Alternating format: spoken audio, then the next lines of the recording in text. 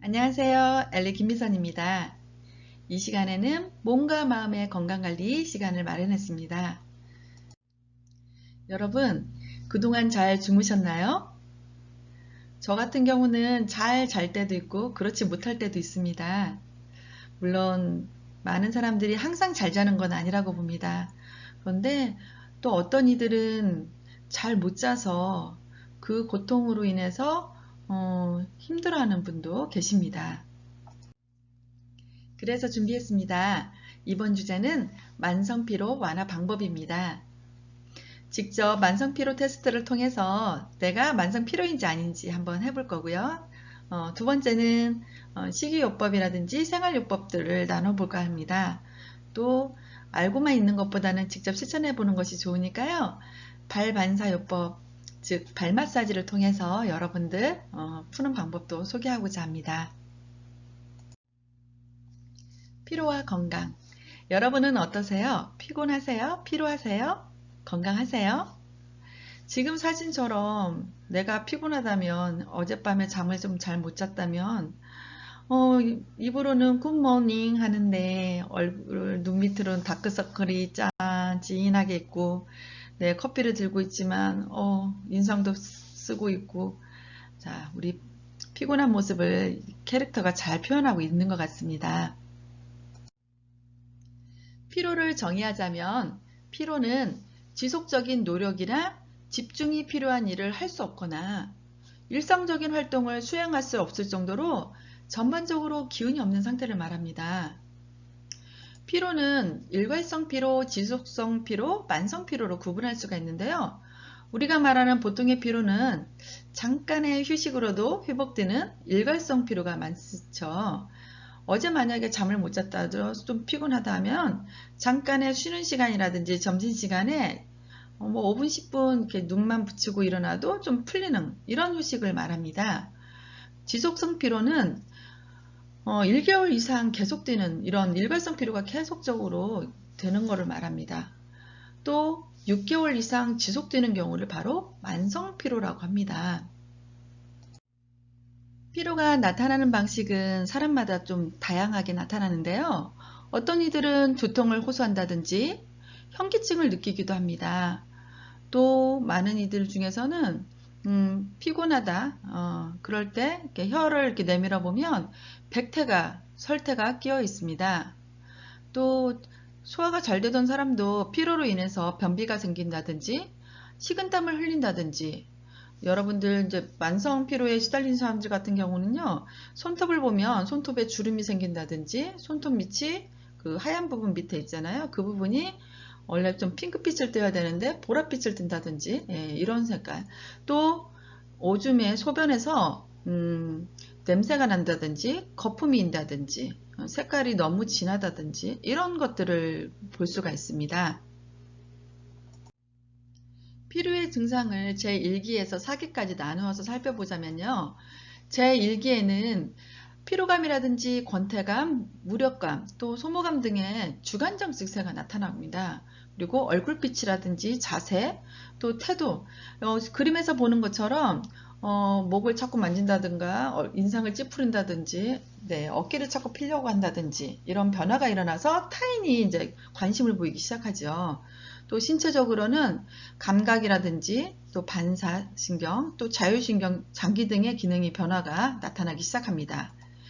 제2기에는요, 아까 피로의 증상들을 설명했던 두통이라든지 구토, 현기증, 또 혈압에 변동이 생깁니다. 또 소변량이 감소해서 색이 짙어진다든지 냄새가 좀 난다든지 하는 증상들이 일어나고요. 제3기에는요, 그때까지 진행을 하면은 전신적인 피로감으로 변해서 강한 탄력감, 기면증, 뭐 서서 자는 그런 기면증 같은 거, 자리만 해도 자꾸자꾸 조는 그런 기면증, 또 밤에 피곤하면 더 잘 자야 되잖아요. 그런데 오히려 밤이 되는데도 불구하고 잠이 안 오고 너무 피곤한데 생각이 많아지고 눈이 멀쩍멀쩍 떠지는 이런 불면증에 빠지기도 합니다. 또 이런 증세들로 인해서 또 심장의 박동도 불규칙해지고요. 식욕도 좀 떨어지고 가끔씩 오한이 난다든지 또 갑자기 열이 난다든지 또 소화도 잘 안 되고 괜히 이제 이러다 보니까 또 정신불안 등이 나타나기도 합니다. 제4기에는요, 이들 증세가 각각 고정화되어서 질병으로 발전해가는 좀 심각한 상태로 가지요. 피로의 원인은 작업과 그리고 생활과 관련해서 나누어 생각할 수가 있는데요. 작업에 관련해서 작업의 양과 질, 작업의 형식, 또 작업의 환경, 그리고 대인관계 등에서 오는 불적절성, 또 작업 의욕, 그 다음에 흥미 부족이라든지 소질 부족이라든지 훈련 부족과 같은 부족 현상, 그 다음에 미숙 등이 있습니다. 또 생활과 관련해서는 적절하지 못한 수면이라든지 적절하지 못한 휴식, 그리고 영양, 이런 환경 등을 들 수가 있습니다. 피로회복은 휴식에 의한 것이 원칙입니다. 그런데 그런 것을 원칙이긴 하지만 또 회복을 촉진시킬 수 있는 것들이 있습니다. 무엇이 있는지 한번 볼까요? 직접적 피로 원인을 배제시키는 게 되게 중요하겠죠. 그리고 충분하게 수면을 취하는 것도 필요하고요. 충분한 휴식도 필요합니다. 또 아까 원인들이 그런 거잖아요. 네, 고른 영양을 섭취하는 것도 필요하고요. 또 스트레스 해소를 위해서 기분 전환을 하는 것도 필요합니다. 또 여기에 몸의 나른함을 풀기 위한 가벼운 맨손 체조, 우리 스트레칭 같은 거, 그 다음에 여러분들 취미생활 하세요? 레크레이션 활동 같은 것도 좋고요. 또 귀가해서 목욕을 한다든지 마사지를 받는다든지 이런 것들도 되게 좋습니다. 일시적인 것으로는 비타민을 섭취한다든지 또 카페인, 커피에 많이 들어있죠. 홍차 이런 데 많이 들어있는 카페인 같은 약재도 있으나 이런 것들은 그냥 만성화할 위험이 되게 있으므로 주의해야 합니다. 피로 회복에 좋은 게 바로 발 마사지입니다. 여러분들 마사지 받은 것 중에서 전신 마사지도 있고 하겠지만 피로 회복 발 마사지는요, 특히나 하기도 쉽고 또 피로 회복에 효과가 탁월합니다. 그래서 여러분들 발 마사지 해주시면 좋을 텐데 제 유튜브 영상 중에 피로는 그때그때 풀어요. 엘리의 혼자서 하는 셀프 발 마사지가 있습니다. 남이 해주면 훨씬 더 좋겠지만 해주지 못할 때는 혼자서라도 해준다면 또 좋지 않겠어요? 발 마사지의 영상은 제가 마지막 편에 다시 올릴 테니까 그걸 참조해서 그 전에 올렸던 영상 보시면서 한번 익혀보시기 바랍니다. 자, 이 그림은 발 마사지 하기 전에 여러분들에게 한 가지 알고 하면 좋을 것 같아서 보여드리는 바로 족부 반사요법에 대한 그림입니다. 지금 발바닥이 이렇게 있는데 발바닥 안에는 모든 신경이 다 연결이 되어 있다는 거 여러분 잘 아실 거예요. 그래서 발바닥 안을 이렇게 자극을 해주면 이 모든 것들이 자극이 돼서 또 피곤도 풀릴 수 있고 또 신경들이 더 이렇게 발달할 수도 있고 그런 도움을 줄 수 있습니다. 한번 보실까요? 자, 엄지발가락 쪽이 뭐냐? 바로 두뇌가 그쪽에 있습니다. 그래서 뇌 쪽이 그쪽에 있기 때문에 그 엄지발가락을 자극해 준다면 뇌의 활성화를 이룰 수가 있습니다. 엄지발가락 밑으로 쭉 따라서 척추가 배열이 되어 있어서 그 발뒤꿈치 바로 시작 전까지 척추가 쭉 연결이 되어 있습니다. 위에서부터 경추, 척추, 흉추, 그 다음에 요추, 천추, 미추 이런 식으로 쭉 연결이 되어 있으니까요. 이 라인을 따라서 여러분들이 자극을 준다면 또 도움이 되겠죠. 예를 들어서 목이 아프신 분들 같은 경우는요. 자, 이 부분을 이렇게 여기 목 부분 여기가 이제 경추 쪽이잖아요. 이 부분을 해주시면은 눌러주시면 양쪽 다 이렇게 해주시면 도움을 받을 수가 있어요. 자, 그 다음에 두 번째 발가락이 이제 눈, 그리고 세 번째 발가락이 코, 네 번째 발가락 귀인데요. 이거는 도톰하게 올라온 그 부분이 아니라 그 부분에서 이렇게 내려가잖아요. 그 사이 그 부분을 자극을 주시면 훨씬 더 눈이 선명해진다든지 또 비염에 조금 도움이 된다든지 귀에 좀 하는데 도움이 될 수가 있습니다. 또 한번 자세히 보시면 양 옆으로 기관지와 폐가 자리 잡고 있습니다. 이게 좌폐, 여기가 좌폐고요. 이쪽이 오른쪽 우폐가 되겠습니다. 또 이 부분은 가운데 여기 있잖아요. 여기 빨간 거 심장이 가운데 부분에 있습니다. 여러분들이 마사지 할 때 주의해야 될 부분이 바로 이 부분입니다. 여기는 심장이 있기 때문에 너무 자극을 많이 한다면 오히려 그 부분이 심장에 부담을 주어서 심장 박동이 너무 빨라진다든가 아니면 너무 불규칙해진다든가 이런 수가 있으니까요. 이 부분만큼은 약하게 눌러주시기 바랍니다. 그래서 오른쪽으로 보면은 간이 자리 잡고 있고요. 왼쪽으로 이쪽으로 보면은 위가 이렇게 되고 있고 양옆으로 그 밑으로 어떻게 되어 있어요? 콩팥이 자리 잡고 있습니다. 그 다음에 양쪽으로 대장과 소장이 들어있고요. 그리고 발뒤꿈치를 보시면 오른쪽 발에는 남자 성기를 그려놓고 왼쪽 발뒤꿈치 쪽으로는 여자 성기를 그려놨겠지만 남자라면 양쪽이 다 남자 성기고요. 여자라면 양쪽이 다 자궁이겠죠. 네, 그런 점 이해하셔서 이 그림을 참조하신다면 좋을 것 같습니다. 그렇다면 지금부터는 여러분들에게 상태를 회복시키기 위해서는 기본적으로 몸을 따뜻하게 하고 부족해진 기운을 이제 보충해야 하는데요. 심하면 또 우울증으로 발전될 수도 있다고 하니까 자가진단 테스트를 통해서 한번 증상을 체크하고 또 병원을 찾아 전문의와 상담해 보는 것도 좋겠죠. 자, 지금부터 만성피로 자가진단 테스트를 통해서 내가 어떤지 한번 파악해 보도록 하겠습니다. 자, 만성피로 자가진단 테스트. 자, 첫째, 여러분들 보시고요. 이게 맞다 하면은 그 숫자 하나 숫자를 세시면 됩니다. 첫 번째, 아침에 일어나기 어렵고 잠을 잔 것 같지가 않다. 둘, 머리가 맑지 않고 멍하다. 셋, 집중력이 떨어져 일의 능률 진전이 없다. 넷, 입맛이 없고 소화가 잘 안 돼 더부룩하다. 다섯, 무기력하고 성욕이 감퇴한다. 여섯, 어깨나 목 뒤가 결리거나 당긴다. 일곱, 지속적인 신체 활동이 어렵다. 여덟, 업무나 육아 중에 짜증과 슬증이 난다. 아홉, 입안이 자주 헐고 백태가 자주 낀다. 열, 운동이나 육체 활동 이후에 심한 피로감을 느낀다. 11, 자주 우울하고 이유 없이 불안하다. 12, 감기 등 병치레가 계속되고 잘 낫지 않는다. 13, 술을 조금만 마셔도 취하거나 숙취가 심하다. 14, 피곤해도 잠이 잘 오지 않는다. 15, 심장이 이유 없이 자주 뛴다. 자, 여러분 만성피로 자가진단 테스트 한번 해보셨나요? 그 결과인데요. 여러분들 숫자를 한번 세보시기 바랍니다.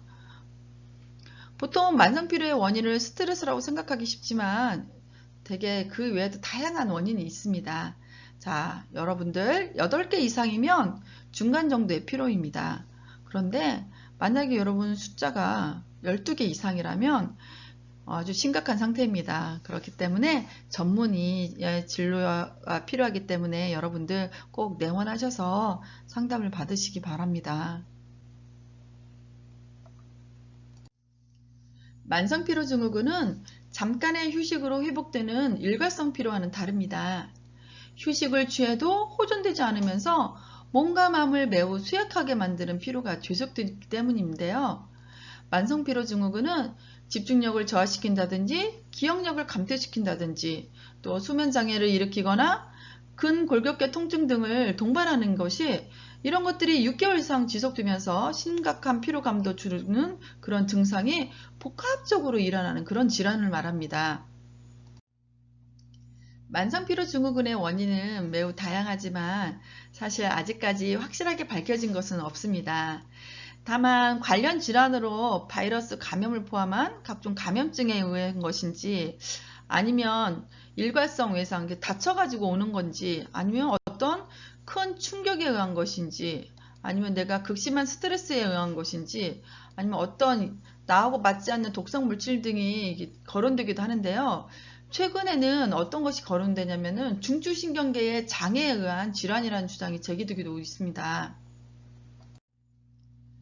만성피로 증후군의 치료는 만성피로 증후군의 원인이 명확하게 밝혀져 있지 않기 때문에 치료 방법도 확립되어 있지는 않습니다.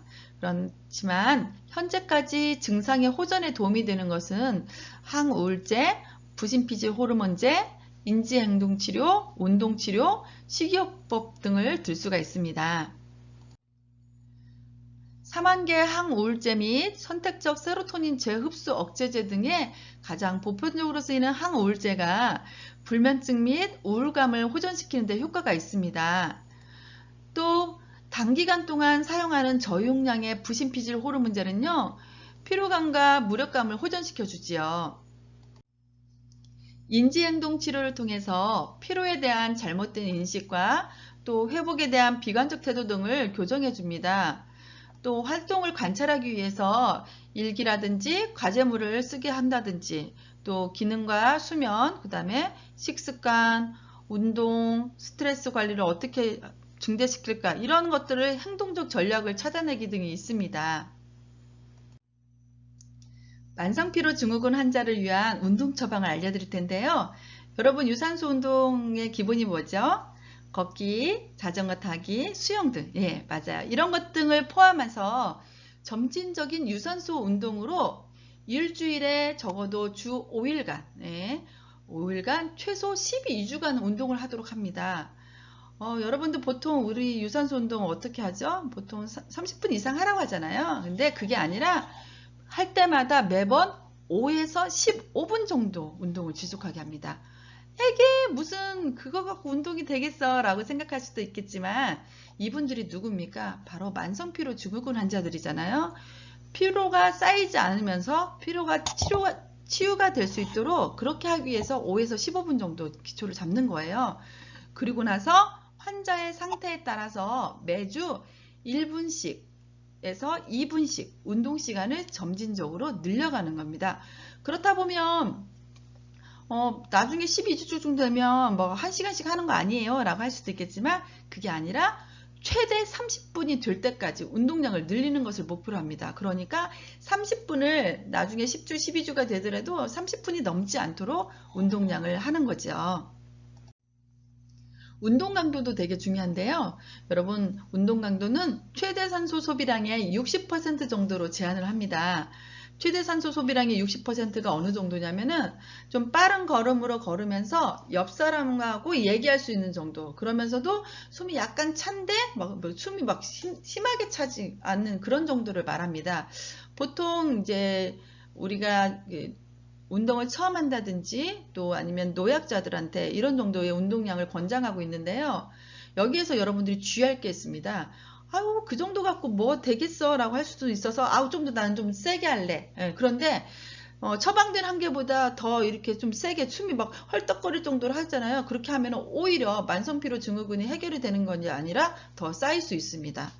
또 만일 내가 이제 보통 이제 5일씩 하고 5에서 15분 정도 하면서 이렇게 1, 2분씩 늘려가면서 쭉 꾸준히 했는데, 어느 특정 단계에서 피로가 더 심하게 유발이 되잖아요. 그러면 거기서 그 전 단계, 그 전주에 했던 단계로 다시 되돌아가야 합니다.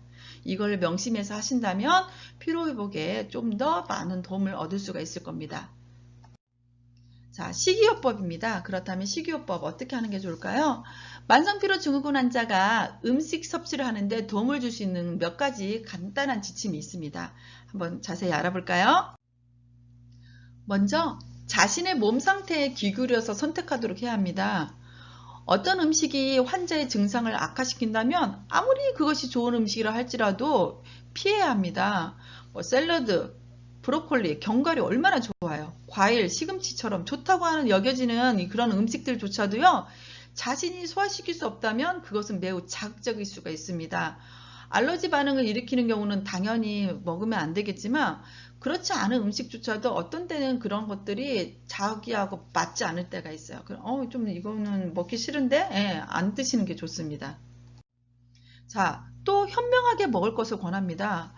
만성피로 증후군 환자들은요, 자신의 건강을 위해서 필요한 기본적인 자연 그대로의 영양소를 공급받는 것이 필요합니다. 음식의 민감성으로 이미 제한된 식사를 하는 경우가 아닌 환자는 다양하고 폭넓은 음식을 섭취하는 것이 증세를 개선하는 데 아주 좋습니다. 그래서 이왕이면 밖에서 사 먹는 것보다는 건강식을 생각해서 드시는 것을 권합니다. 다음은 단순하게 먹을 것을 권합니다. 단순하게 먹으면 소화를 돕고 음식에 대한 신체의 반응을 알아보는데 좀 더 쉬울 수가 있기 때문인데요. 담백한 채식이나 녹말, 단백질을 선택하도록 하는 것이 좋습니다. 다음은 소위 우리가 말하는 건강에 좋다고 하는 음식을 섭취하는 게 좋습니다. 예를 들어서 다당류로 된 정제되지 않은 음식, 현미 같은 거 위주요. 네. 그 다음에 비타민과 미네랄이 풍부한 채소라든지 해조류, 또 단백질을 섭취하기 위한 저지방 육류 등을 선택하도록 하는 게 좋고요. 세 번째, 이왕이면 화학 첨가물이 포함된 모든 가공식품은 피하도록 하는 게 좋습니다. 화학 첨가물이 포함된 모든 가공식품과 더불어 커피라든지 홍차, 카페인이 들어있는 소다, 콜라, 인삼, 마테차, 마황 같은 그런 자극제와 그 다음에 알코올, 단맛이 나는 감미료, 동물성 지방, 인공식품 첨가제 등이 있죠. 아니 그럼 도대체 뭘 먹으라는 거야 할 수도 있겠지만 이렇게 만성피로 증후군의 치료를 위해서는 이왕이면 단순하게 건강에 좋으면서 집에서 만든 음식 위주로 드시는 걸 권합니다. 그리고 음식의 풍미를 위해서 좋은 자극제는 섭취하도록 합니다.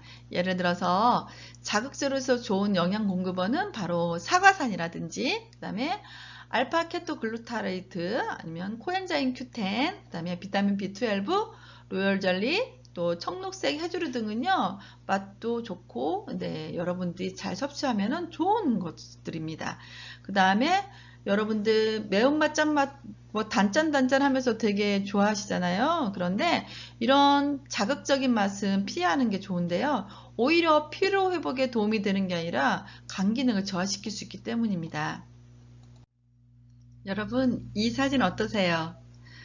마음이 평화로워지지 않나요? 저는 그런데 여러분들이 운동을 마치고 또 석양을 바라보면서 마음을 정리하고 생각을 정리하는 시간을 가졌으면 합니다. 규칙적인 생활은 기본이고요. 네, 건강한 모습으로 다시 여러분들이 회복되길 바랍니다. 지금까지 엘리 김미선의 건강한 생활이었습니다. 여러분, 다음 시간에 만나요.